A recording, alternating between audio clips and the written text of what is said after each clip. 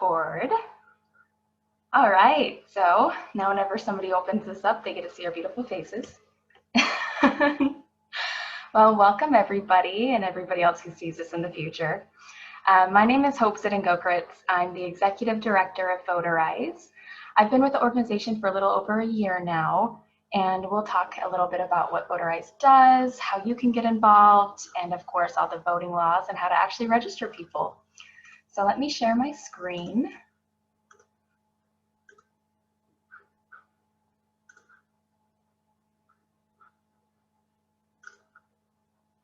All right, can we see your beautiful logo? Thumbs up? Awesome.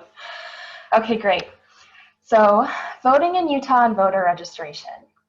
That is all that we're about. So Voterize, who are we? What do we do? Why are we here? So we're Utah's only organization that just has one mission, and we dedicate all of our time, all of our resources, everything to this one mission.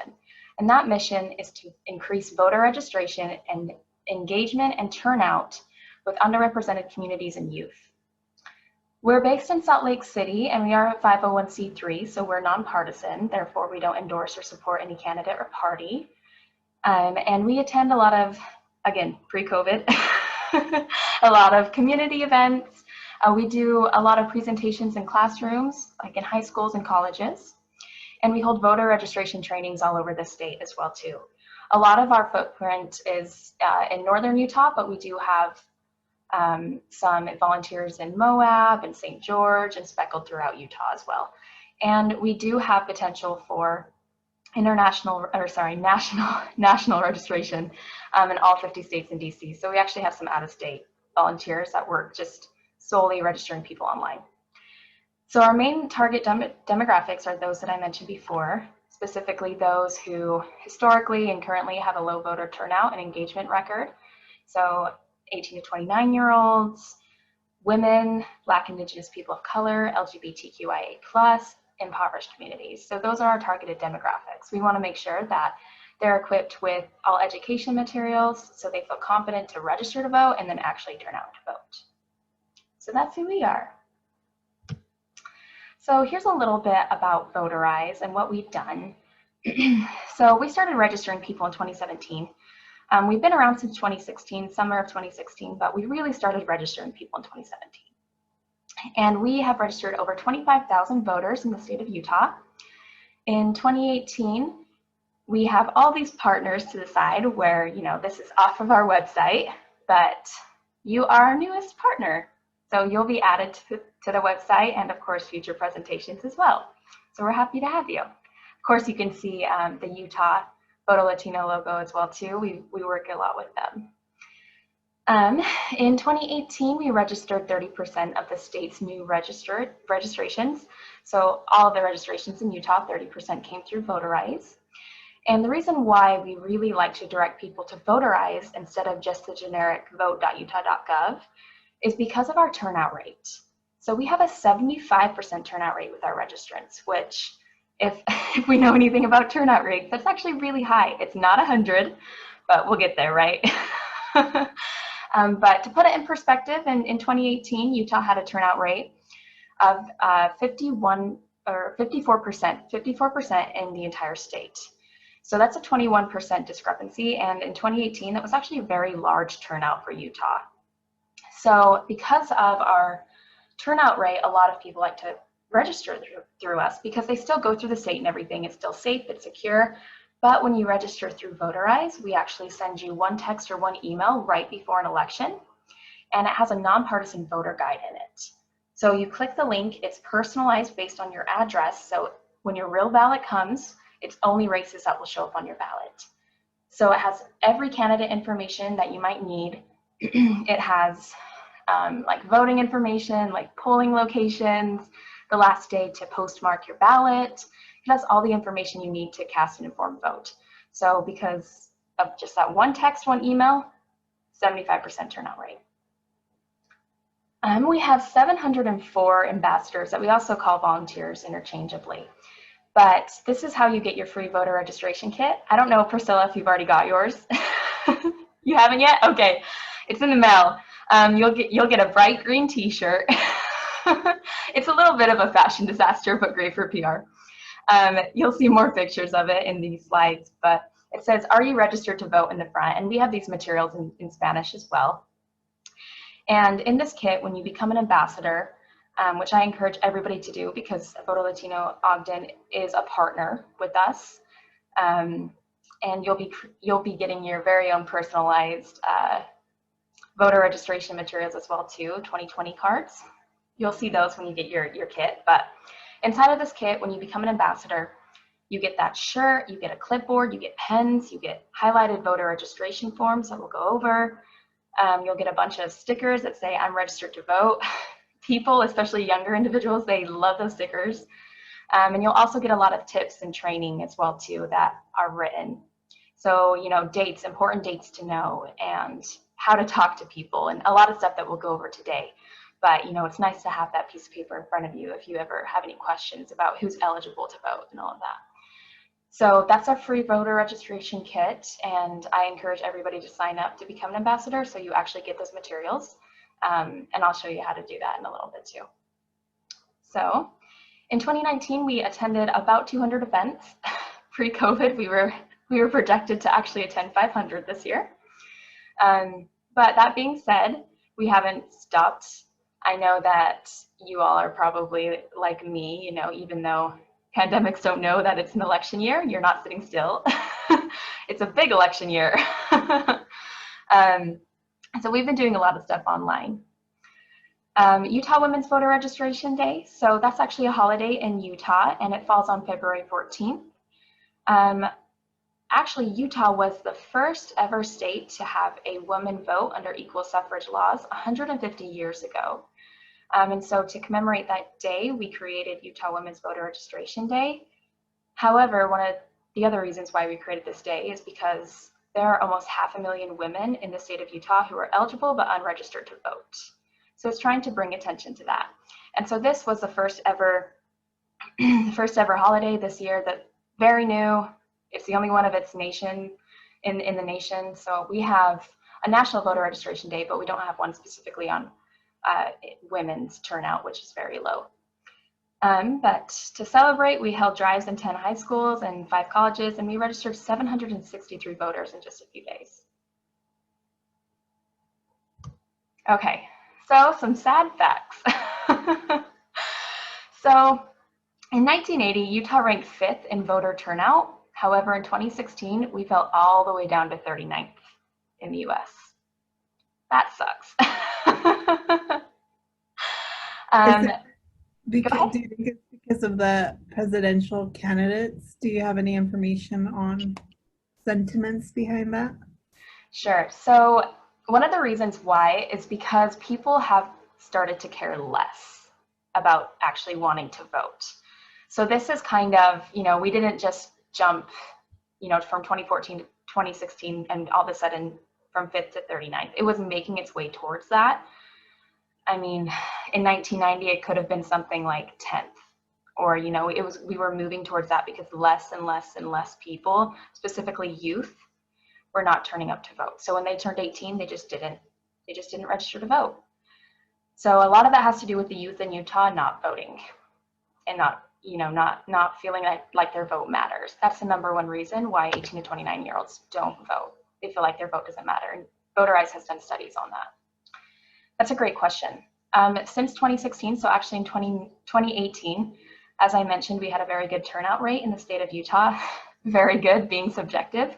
We actually increased to the ranking of 23rd. So we made a little bit of progress, but that was a very supercharged midterm year. There were a lot of women running for office, and that activated a lot of female voters in Utah. So in 2014, talking about how youth don't vote, only 8.1% of Utah's 18 to 29-year-olds actually voted. And Utah's a really young state, and only 8% voted. And those are the ones who were actually registered. There were many, many, many more who were eligible to register, but just didn't. And the national average was 19.9%, which is still terrible, but, you know, we're getting there. The youth will be activated. That's one of VOTERIZE's goals. And that's why you're here to help, right? In 2016, Representative Harrison, who's currently serving at the state legislature, she represents parts of Salt Lake County. She lost by 5 votes. Originally it was 3, and then in the recount it was 5. And we feel so bad whenever we talk to her. We talk about this, and it's kind of a bummer. But you know, it's not the first of its kind. This happens all the time. In 1980, there was another state house race, and the loser lost by just 1 vote. And these, like I said, this happens all the time. And the reason we give these examples is because we need to illustrate that every vote matters, especially with youth when those 18 to 29-year-olds, they feel like it doesn't. But these are 2 examples where it really, really did. There are a lot more. So in 2016, there were 288,000 women in Utah who were eligible but unregistered to vote. And in 2018, this number climbed to 316,000. So specifically, a lot of females in Utah are not registering to vote. So that's why we created the 2020 challenge and giving free voter registration kits so people can actually go out into their own communities and talk to their own family members and friends to get them to register to vote. And this is some data that is very, very important to Utah. So, sorry, there's a typo. It should be the Latinx community, not that. Sorry about that. So, as we know, it's the fastest growing community in Utah and in the entire US. In 2016, 13% of Utah's entire population was Hispanic, and that was roughly 397,000 individuals in Utah. And of those 397,000, 147,000 were eligible to vote, which means they made up roughly 8% of eligible voters in 2016. That does seem small, but in reality, only 581,000 voters actually turned out to vote, which means if all of the eligible Latinx voters had turned out to vote, they would have made up a quarter of all voters in Utah. That's how much power the Latinx community has, and it's continuing to grow. So, how do you register voters? That's why we're here, right? So, to get your voter registration kit with all the materials I just mentioned and everything that you would need to go out and talk to people and register and send back forms to make sure that they're included with the Get Out the Vote, to get a nonpartisan guide, making sure they actually turn out to vote, all of that fun stuff. You'll just need to go to voterize.org/2020challenge, and I can send this in an email as well too, with the recording as a follow-up. But especially because your event is it Saturday? The event? It is? Okay, great. So if you sign up to become an ambassador, you'll get your kit on Thursday. If you sign up tomorrow, latest it'll be Friday. So if you just have some time, we just need to know your address to mail it to, your shirt size, and then of course in the organization box just say Voto Latino Ogden, and we'll make sure to give you double the amount of materials also in Spanish. All right, now for some technical stuff. So I'm sure everybody's seen this form before, some variation of the state of Utah voter registration form. So as you can see, it's kind of light, but it's actually highlighted in some places. And the reason Voterize does this and hands out these forms to our volunteers is because a lot of people get really overwhelmed looking at this kind of form. There's a lot of words, it's not even a picture on it. Like, it can be overwhelming for people who, are filling out a government document. It shouldn't be hard, and so we want to make sure that it's as simple as possible. So we highlight the only necessary information. Everything else is purely optional. The state doesn't need it. You don't need to fill it out. So what are those requirements? So going from top to bottom, requirements, you do have to be a US citizen, at least 18 years old, or at least 16 or 7 pre-registering. In the state of Utah, if you're 16 or 17, you can pre-register to vote. And a resident for at least 30 days prior to election day. That's it, just 30 days. That's all you need. Okay, and then moving down to number 2, your full legal name. So not a nickname or anything, full legal name. Your full physical address. So it can't be a P.O. box. The best way to explain this to people is this is where you sleep at night. Your full birth date and your driver's license number or the last 4 of your social security number. So if somebody doesn't have a driver's license, then that's totally fine. They can just use the last 4 of their social. If somebody is registering to vote online, however, they will need their driver's license number, or they'll have to mail it back into the county clerk. And that's something that we talk about in your voter registration kit as well, how that works. But you can use either or you can use both. A lot of people who just have moved here from Utah, or maybe we're pre-registering people that don't have licenses yet, the last 4 of their social works just fine. Place of birth, that could be as easy as UT for Utah. Phone number and email address, and we'll cover why, even though it does say optional, but it's for that follow-up. It's for that 1 text or 1 email, because of course registering to vote is great and all, but it doesn't really do much if you don't turn out to vote. So that's how we get the 75% turnout rate. And so we ask that the registrant provides a phone number and an email address. If you can't get both, that's okay, but we do need at least 1 to make sure they actually do show up and vote. And then of course sign with today's date right at the bottom, and you're good to go. So on average, it actually takes about 2 minutes to register to vote. It's real simple, real quick, and you don't ever have to do it again unless you change your name or address. Oh, I have a question. Sure. So on this, how do you tell people that you're pre-registering if you're 16 or 17? Sure. So if you look where it says eligibility right at the top at number 1, you'll see that the second yes, no line says, will you be at least 18? If they check no, right underneath that, it asks, if you checked no, are you at least 16 or 17? And if they do check the wrong box, then they won't go to jail or anything like that. The Lieutenant Governor's office does know who they are. And then does that just put them in the system to like send them a voter registration card when they turn 18 or? Exactly. So the state keeps their information. You know, it'll change with the years, and then finally it'll move to the other side of their data to make sure that they'll actually get a ballot and everything when they're eligible. Hope, I had a question. With your homeless population, how do we work with that? Because some of them might not have a physical address, might be staying at a shelter. Yeah, we'll go over that. We actually do work a lot with homeless shelters, and you know, we've worked with, I think it's called the Lighthouse in Ogden. I want to make sure that's the correct homeless shelter. Yes. Yeah. So we've actually had individuals, volunteers there, registering individuals there. We'll go over it in this PowerPoint, but you know, currently homeless individuals do have this right, and they can absolutely register to vote. They can actually use the homeless shelter's address as their physical address if they're residing there. And the average amount of time, I know in Salt Lake County is 62 days, but that's pretty widespread across Utah. To reside at a homeless shelter is about 62 days. So especially when it's getting closer to the election, I mean, ballots are going to be mailed in less than 2 months. They could register today and have their ballots sent to the homeless shelter, and they'll probably still be residing there. If they aren't at a homeless shelter and maybe they are currently living out on the streets, they can actually use the cross streets of where they sleep as their physical address. So if they're sleeping on the corner of 2nd West and 3rd South, they can actually put that down as their physical address.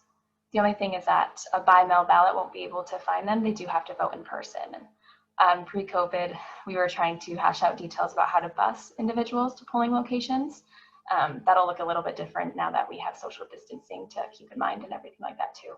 But yes, currently homeless individuals can absolutely put down the shelter that they're residing at. And because it is a government piece of mail, the homeless shelter by law is required to give them their ballot.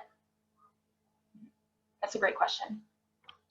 I was wondering if people are naturalized citizens, do they have to add their number somewhere on the form, or is it just a yes? So let's see, it is on here. Let me see here. They just actually changed this form. They updated it a few months ago. So, okay, so under number 5, identification, so place of naturalization if applicable. So if that does apply to them, they can. If they forget or something like that, that'll still be in the system. But of course, it will be processed quicker if they do have that information. And that being said as well, if they're naturalized, if they're a citizen, they're totally eligible. If they do have a green card though, they are not. So they do need to be a citizen or naturalized citizen. That's a great question. Hope, to follow up with that, in the past, I've known people who are naturalized citizens who complete the form and then are contacted or reached out by the, I want to say, recorder's office or the county elections people, and they are asked to follow up with their certificate. Do you know how often that happens? And if it does happen, like, why is it some specific people and not everybody? Wow, I actually have never had anybody say that to me. I actually have not heard that before. That's very interesting. And it might have changed the because reason why, oh, sorry, go ahead. it might have changed because this individual registered about 5-6 years ago and was asked, and all I said was, well, just take your certificate and show them, that I could see if that could be an issue for other people who are maybe intimidated by things like that. Mm-hmm. Yeah, that's a great question. I am actually going to look into that more. Did you say it was Salt Lake County? Weber. Oh, it was Weber? Okay. Yeah. We have a good relationship with the Weber County Elections Office, and I'll give them a call and ask if that's something that they're still doing. One reason why I think they would do that is because they might need a signature match, maybe potentially on their voter registration form. They didn't sign like a real signature. It might have been like too much of a squiggle. And so to verify that that's their identity, they might have asked for that form of identification. If they didn't put their driver's license down and the elections office noticed that they didn't have a driver's license on record, that's usually where we get our signature, they get their signature matches from to verify that that person is this person registering. So that might have been the reason. I don't know if it is, but I'll look into that more. I think that's definitely something that I would like to know. Yeah, because registering, go ahead, sorry. I just wanted to know if that happens often, and why does it happen? If they need more information, like, why isn't it being asked on the form? But I mean, that was just a question. I don't know the answer, but thank you for looking into it. Yeah, of course. Yeah, once I find the answer, I'll let you all know, because I haven't heard that before, but if that is happening, I'd like to know why. Because registering to vote shouldn't feel like any kind of act of aggression, really. I mean, it's a democratic duty, and it should be safely done too. So thank you for letting me know that. I'll look into that. So here's a Spanish form. So again, highlighted is necessary, same requirements as the other English one. The rest is optional. And Spanish-speaking individuals can request a Spanish ballot. They do need to take that extra step by calling their county clerk, or they might have an email sent to them before elections, but just letting them know I prefer my ballot in Spanish. So as you can see on this form, it looks a little different than the state of Utah one. So this is actually the County of Salt Lake's Spanish form. And the reason why we don't have a state of Utah form is because for some reason, they did away with it a few years ago. And I'm not 100% sure why. There were some federal statutes that, let county clerks and other elections officials not be required to have any information in any materials for elections other than English. But we know that, if anything, this is becoming more and more necessary. So before the county clerks and the LG's office and everything, before they took down the Spanish forms, we actually found an archived one before they took it off. And we saved it and highlighted it for use. And the Lieutenant Governor's office knows that we do this. So they get these forms from us, and even though it says Salt Lake County, this can be used anywhere in the state of Utah. So we've used it in predominantly Latinx communities that we go to. So, West Valley, Park City, Ogden actually as well too. And it's completely accepted. The only thing is that in your voter registration kit you'll see that you'll have 2 already postage paid envelopes to mail back the forms in.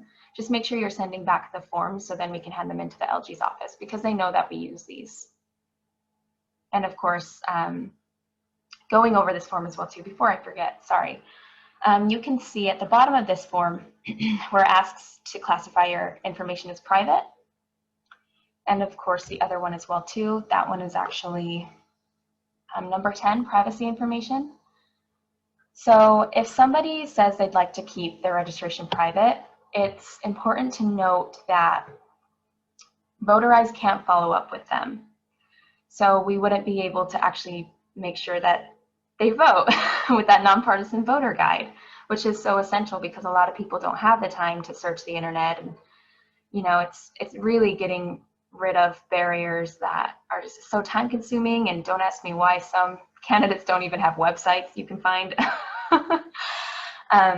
But it's really important that if they do mark that as private, maybe it might be kind of a safety thing. They might feel like, you know, that it's safer for them to do so. And this rarely does come up, but if it does, then if they feel like they want to mark it as private, which just means that they're not going to be on the voter rolls for candidates to buy, to do outreach for, you know, candidate information or whatnot. If they decide to do that, then it's important that you have them fill out a consent to contact card that will be in your voter registration kits. Wish I had one right now, but they're really small. They're just like that big. But basically it asks if we can contact them because they did mark their registration as private. And it's important that we have them fill that out because we don't want them missing out on a voter guide, especially when information is becoming so much more difficult to find. You know, I mean, there's a lot of information out there, but accurate information or nonpartisan information is increasingly becoming more difficult to find. So it's important that if they do bring it up, then they can mark it as private. Again, it just hides their name and their address and phone number from the voter rolls. I mean, it doesn't have any compromising information on there. But they will need to fill out those little consent to contact cards that you'll send back to us as well too. But you'll see those in the voter registration kit. Any other questions about the forms?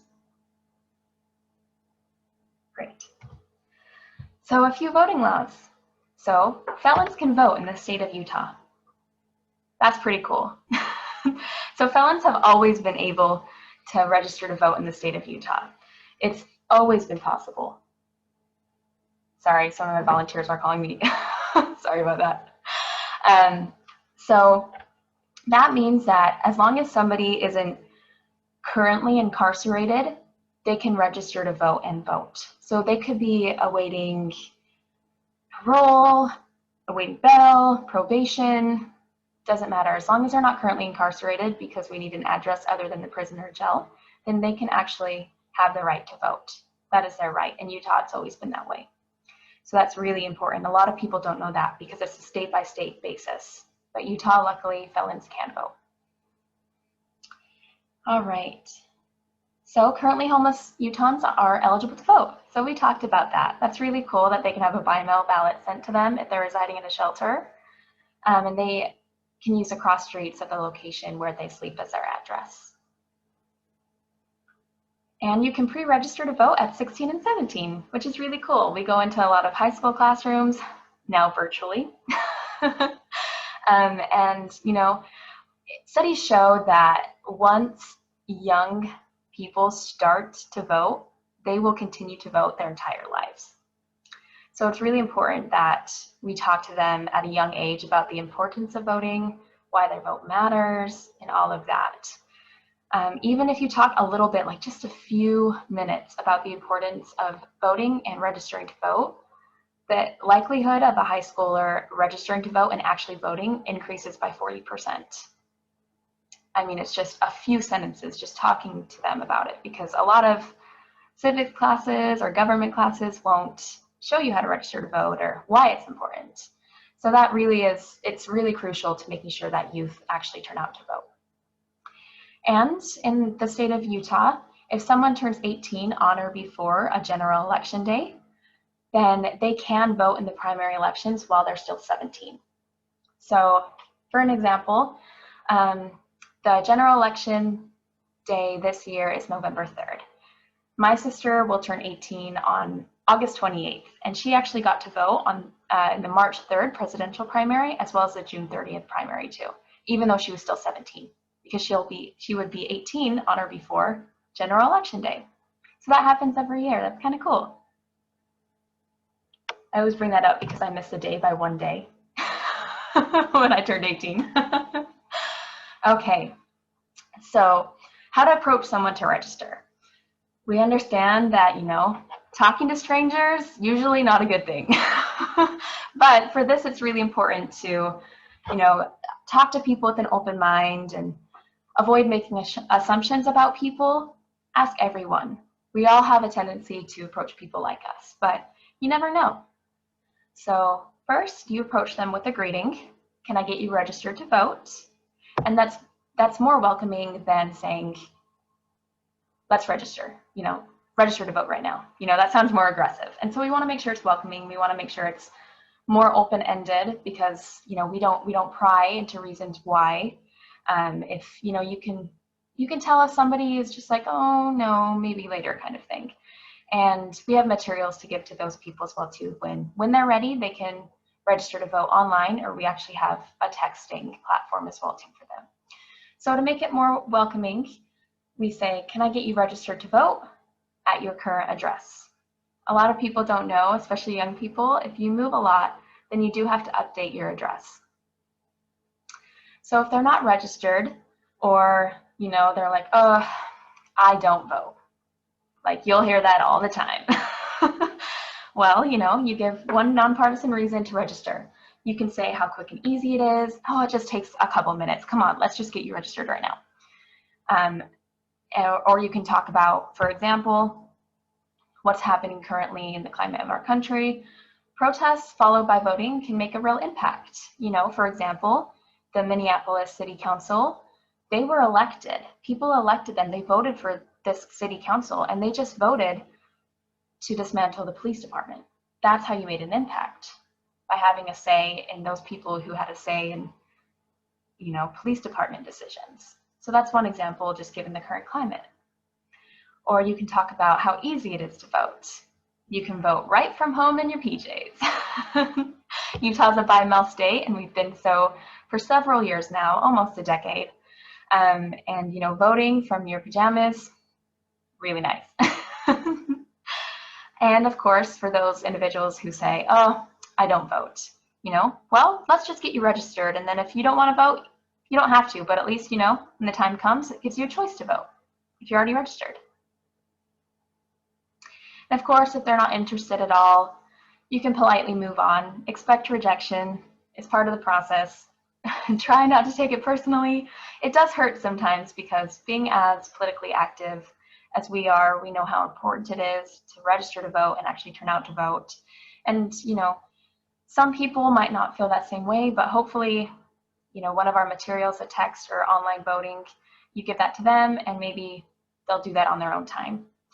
But, you know, once you get people actually registered to vote, you'll get a lot of people excited. It's a warm, fuzzy feeling. It's all worth it. Even if you get one person to register out of the 20 that politely reject, it's worth it. Hope? Yes. I have a quick question. So, like, what if you or us, when we're out there, we get approached by somebody else who wants to intimidate us for trying to register people to vote? That's another form of voter suppression. So how do we deal with that, or what tools do we have at our disposal? Sure.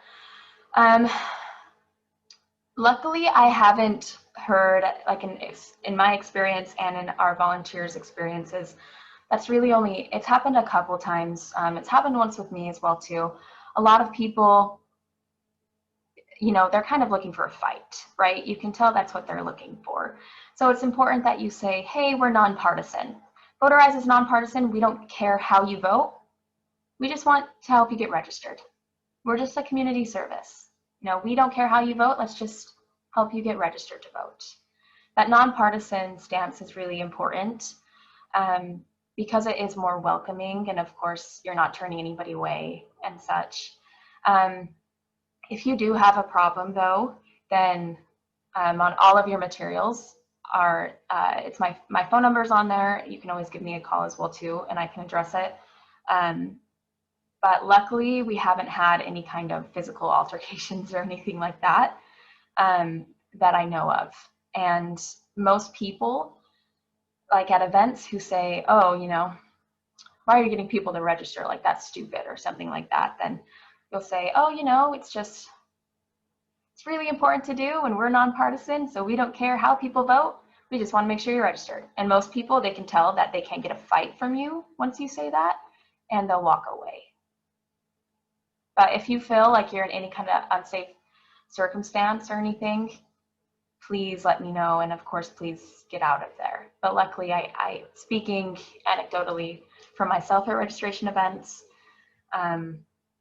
and from volunteers as well too, we haven't had that kind of interaction where it's like, okay, I need to get out of here kind of thing. But of course, follow your gut feeling. That's a great question. Okay, so here are some frequently asked questions while you're registering people. So why would somebody need to update their registration? So an update to registration or re-registering, they're the same things. They just need, it's the same thing because they process the form the exact same. So if you need to re-register or update your registration, then they fill out the form the exact same. So if they had just moved, if they recently got married or divorced and they had a name change, or, you know, right before primaries, of course, switching party affiliation. Of course, that happens only once every few years when there's a closed primary. For example, in Utah, the Republican Party does have a closed primary. Some people may switch affiliations. In Utah, the Democratic Party is open, so people usually won't switch affiliations for that, because you can be any party affiliation if it's an open primary and still receive a ballot. But for the closed primaries, you will need to switch a party affiliation. So that rarely, again, that happens only, I think it's every 2 cycles. Yeah, every 2 cycles. So during presidential and midterm, that's when that will happen. And that's only when there's Republican candidates on a ballot. So that, again, that rarely does happen. The 2 main reasons people need to re-register to vote: recently moved, update name. And of course, for those individuals who haven't voted in the past 2 election cycles, it's just smart to get them re-registered just in case, to make sure that their registration is active. And they can actually check online through Voterize to see if their registration is active. It's just voterize.org, am I registered? It's on our website right there. But it takes, you know, real quick, just your name, address, and your ID number. Oh wait, no, last 4 of your social. So it's a real quick process to see if they're actually registered. But if they don't really know, then it's just best to get them registered. If they're already registered and they fill out a new form, they won't go to jail or anything. The state will just shred the form because they're already active. I have a question since we were talking about party affiliations. If people don't check a party, will they still be registered? Yeah, so that's a great question. So if you don't check a party, then you're unaffiliated. And actually, being unaffiliated is, in my opinion, one of the best things that you can be, because then you have a choice to register in the future as, you know, Republican day of the election. You can't do that. It has to be at least 30 days before if you're in any kind of party. So unaffiliated just gives you more flexibility. For example, in Utah, 1 in 3 voters are unaffiliated, which is interesting that it's that much. And that equates to 619,000 voters in Utah, because we think of ourselves as, you know, a very red state, right? But a lot of people don't vote via party. They vote based on issues. So unaffiliated just means that you don't have a political party preference. And honestly, if you don't, then you'll probably get less candidate mail targeting you. But it's actually very common to be an unaffiliated voter. your ballot will look just the same as everybody else's in November. It'll look exactly the same. The only time it won't as an unaffiliated voter is during a primary, and if you want to vote in the Democratic or Republican. And that's when you can change it, and then if you'd like to change it back, you absolutely can as well too, after you've requested your ballot and the elections have been certified and such. Of course, we know that a lot of people did that after the June 30th primary because, again, Republicans do hold a closed primary. Or if somebody wanted to get a Democratic ballot, maybe there was a very contentious race and they wanted to, register as Democrat to receive that ballot. Even though you don't have to, you absolutely can. And so unaffiliated, actually 90% of Voterize's registrants are unaffiliated because a lot of Voterize's registrants are younger people. And younger people especially care less about party and more about issues. 1 in 3 Utah voters are unaffiliated. And on top of that, it's important that if anybody asks, independent American is not unaffiliated. Independent means you're registered with an actual party. Independent American is a real party. That doesn't mean that you're in the middle. Unaffiliated means that you don't have a political party. That's usually what people mean when they check independent. So, moving on, can I fill out the form for someone? The answer is yes, you can. So Voterize in the past has gone to a lot of events where that's how a lot of people prefer the form to be filled out. Working with disabled populations or currently homeless individuals as well too, they might prefer that. The only thing is that they need to sign and date it, but you can actually fill it out yourself. And a lot of the times, our volunteers prefer filling out the form for somebody because if you can tell somebody's about to walk away and they kind of still want to register to vote, you can be like, okay, what's your name? Real quick. Okay, great. Where do you live? Real quick, So it's filling out the form for them and, you've already got them if they've already told you their name. And plus that helps with eligibility as well when we're putting in that contact information for the Get Out the Vote. So the email address and phone number. And it helps making sure that they actually fill out all of the highlighted portions. So absolutely, if somebody doesn't feel comfortable filling out the form, they just need to sign and date it. And that's it. That's all they need to do. You can fill out everything else. So how do we get young people to register and vote? That is the question.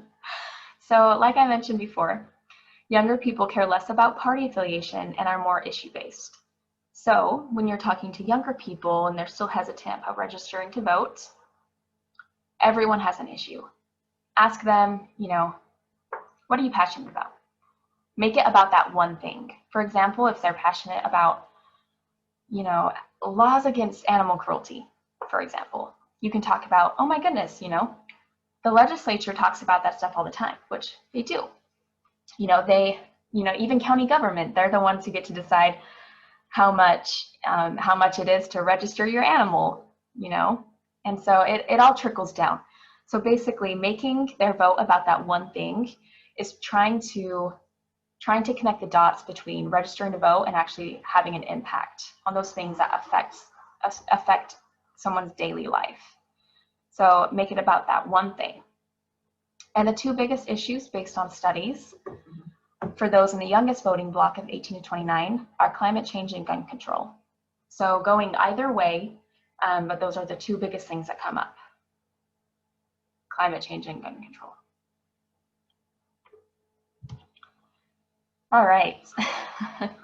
So why are we asking registrants for their email and phone number if it's optional, right? And this might happen. They might say, oh, why do you need that if it's optional? And a lot of people, you tell them about the Nonpartisan Voter Guide, and of course they can opt out whenever, and it's only one time before an election, just once. We do all the hard work for them, so then they don't have to, and they, again, can opt out at any time. But making sure you get that one piece of contact information, it's great if we have both. Maybe we can't read the email address or something, but it's quick and easy. It's actually a very fun voter guide. I don't know if you could say fun, but we're in good company. We're all a little nerdy like this. But the interactive ballot, it actually shows a candidate for a race, and these will be actual real races that will show up on your ballot. We send out this nonpartisan voter guide, it's digital, right when ballots drop. So right when the ballots start getting mailed out, which for this general election, they'll start getting mailed out October 13th to the 27th. So we'll release that the week of the 13th. But you'll see two candidates side by side for an office that, you know, it's going to be on your ballot as well too. Everything that will show up on the guide will be on your ballot, so you know what to expect. And it'll be pictures of them just side by side, so then you can kind of identify those people. And then underneath it, it'll show endorsements from them. Of course, not from Voterize, since we are nonpartisan, we don't endorse or support anybody, but from other organizations. There's a drop down, so you can pick your issue that you're passionate about. So again, maybe something like climate change. You can scroll down to climate change, click on it, and you can actually see in their own words what they say about climate change, taken from their own mouths, from interviews, from websites, everything that they've said about that issue. And so then you can make an informed decision. It has links to all of their websites and social media there. And once you make your selection, it'll go to your ballot, and then your sample ballot. It's not real ballot, but you can email it to yourself, or you can print it off. So if you go to a polling place and you want to bring that with you, then you already know who you're going to cast your vote for. You've already made that decision. An informed and confident decision using that nonpartisan guide. Or, if you want to do it while your by-mail ballot has come, then you can see side by side, like on your phone, oh, I'm going to make sure that I mark that person because I've already done my research. So with that one text or one email, that's why we have a 75% turnout rate. So it's important to get their email and phone number. If possible, get both, but at the very least, make sure they have at least one. So what languages are available? So the only language the state form is in is English, like I mentioned before, but Salt Lake County does have that form, the archive form that we have, and we can use it in every county. So just make sure when you sign up, and I'll put this in an email, just make sure that you put in your organization box, Ogden Voto Latino, and we'll make sure to send you the Spanish materials too. And that includes, like if you want your shirt in Spanish, and then of course all these forms as well too. And then we have a digital tool. So this is something that, I'm not sure if Voto Latino, if your chapter has a website yet. Does your chapter have a website yet? Okay. If you do plan on getting one, then we can actually create an embedded tracking tool where we can actually see who registers through your website. So it's really nice because then you can actually follow up with those registrants. They're probably going to be passionate about things that Voto Latino is passionate about. So you can talk to them about, you should register, or you should turn out to vote because of this reason, So it's actually very helpful. We have several organizations who use our online tool, and you can just embed it into your website. That being said, you can still, of course, use Voterize's digital tool through our website. Or through text as well. So we actually have a Spanish version, and it's on Utah's Voto Latino Instagram, but you can see it says Activa tu Voto or something like that. But anyway, we created Spanish text to vote for those individuals who prefer that. And of course, 13 different languages online. The only thing is that if somebody doesn't have a driver's license, again, this will be in your kit that you get, they will need to mail that back. And if somebody can't pay for postage or anything, then they can let us know and we'll take care of that for them. Okay, so events in COVID-19, I mean, you're organizing events during COVID-19, so you know how it is.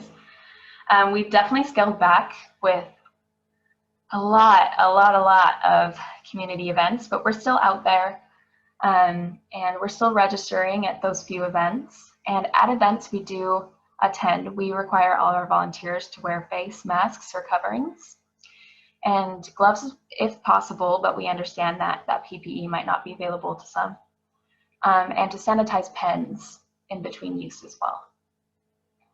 And of course, for those who are high risk and still want to volunteer, we do have virtual opportunities. It's just posting on social media, but of course, especially the younger demographic, they're on social media a lot, so it's actually very fun. And once you become an ambassador or volunteer with us, and you actually get your own personalized code that you can use for digital posting too. It's kind of fun. We want to make sure that people know they can still help, because like I said, pandemics don't know that it's a big election year. So we want to make sure that people are still registered and that they'll turn out to vote. All right, dates to know. Of course, I hope this is in everybody's calendar, for worse or for better. Tuesday, November 3rd, 2020. So that is the general election day. That being said, Utah is a by-mail state, which means that, you know, ballots will start getting mailed out October 13th through the 27th. And there was recently a law at the legislature or a bill that was being discussed at the legislature, and it was talking about how the election will look in November. So it's going to look mostly like a typical November election, but if COVID-19 cases do balloon up in a county, then the county can actually suspend in-person voting, which means that the state doesn't get to decide. So once it gets closer to the election, and you know, in a month here, before ballots start to drop, we'll actually give a list of those counties that are planning in person or drive by or drive up to help people know what to expect. Yeah. With like, it's up to the county. So does that mean that the like typical election or poll stations would be open on election day if everything goes according to their COVID plan? I guess the discrepancy there is if everything goes accordingly. Yeah, so I'd have to talk to the Weber County Elections Office about what their plans are, because yes, it is county by county, but if the Lieutenant Governor's Office, if the state decides if there's too many cases in Weber County, then they can actually tell Weber County to close the in-person polling. So it's up to the counties until it's not, is the best way to put it. That being said though, even though this in-person voting, I don't know what locations will still be open. To be honest, I don't know if it will be as frequent. I do know that they are recommending outside locations. I mean, it's November in Utah, so you don't really know what the weather's going to be like. If you don't like the weather, you wait 15 minutes. But that being said, there will always be in-person accommodations, because some people, voting by mail doesn't make sense. They might have a disability or impairment, and so they have to do it in person. So just like during the June 30th primary, we had drive-up voting locations in Weber. And how that works is that you drive up to a polling location. So it was a clerk's office, and you will have a representative from the clerk's office there. You give them your photo ID. They check to see if you're registered. If you are, they give you a ballot, and then you drive off. And then you fill out your ballot, and then you come back and hand it back to them. So that's how drive up or drive by voting works. And that is what will happen if there's not in person, actual physical in person. So there will still be accommodations for those individuals that for some reason didn't get a by mail ballot or something like that. There will always be in-person accommodations. And going forward, we'll know more once it gets closer. And with that nonpartisan voter guide, it will let you know where your nearest polling locations are. So that'll be helpful for sure. So this means that in November, all candidates and issues will be on your ballot. So that's a big deal. Look at all these races, and those are not even like half of them. And that also includes judges. We've paired up with the state of Utah judges. It's called Judicial Performance Evaluation Commission, JPEC. It's a mouthful. But we've partnered up with them because due to COVID-19 budget cuts, they actually will not be sending out any information about the judges on your ballot, which is crazy because a lot of people don't even know about the judges on their ballot. So we'll be making that information accessible online through our nonpartisan guide. And so judges, that information will be on there. School board, propositions, amendments. I mean, talk about a big amendment that will show up on your ballot. In the state of Utah, slavery is still in our Constitution. In November, an amendment will be on your ballot to strike slavery from Utah's Constitution. That's what we're voting on this year. And it's crazy to think in the year 2020 in Utah that we have to strike that from our Constitution.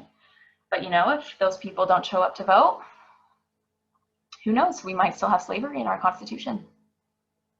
So it's important that people know what's at stake. You know, that one's pretty apparent, but there are others that, for example, you know, Attorney General, like if you want to talk about, you know, policing and judicial systems and everything like that as well too, it's important. But there's a lot going on your ballot, and it's important that people vote for everything. And then deadline for online and paper registrations. So a law was recently passed to make it 11 days before Election Day. So that includes all forms of registration. So that's online, in person, via mail, October 23rd at 5 p.m. That's a hard deadline. If somebody submits a registration October 23rd at 5:01, won't accept it. The site will shut down. So that means we have a few months to register voters, huh? Any questions about that?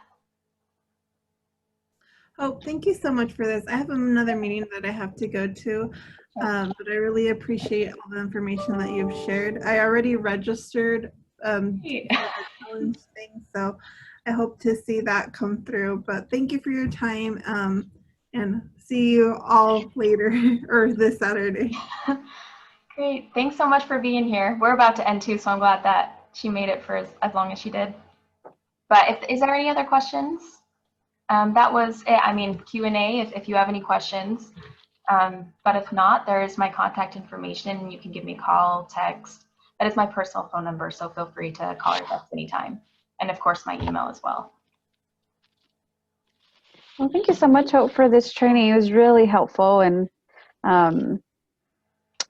I think it's going to be useful for our Saturday event. So thank you. Good. That's really exciting. I'm glad that you all are doing that. It's so important. I don't have to tell you that, but thank you for doing it. I appreciate it a lot. Any other questions? All right. Well, thank you so much for being here. I'll get this recording sent over to you, and don't forget to sign up at voterize.org/2020challenge and make sure that you put that you're from Voto Latino. If not, that's okay. I can see it come through, and I'll make sure that we pack those extra materials in Spanish for you. Okay. Thank you so much. Great. Awesome. Have a good day. You too. See ya.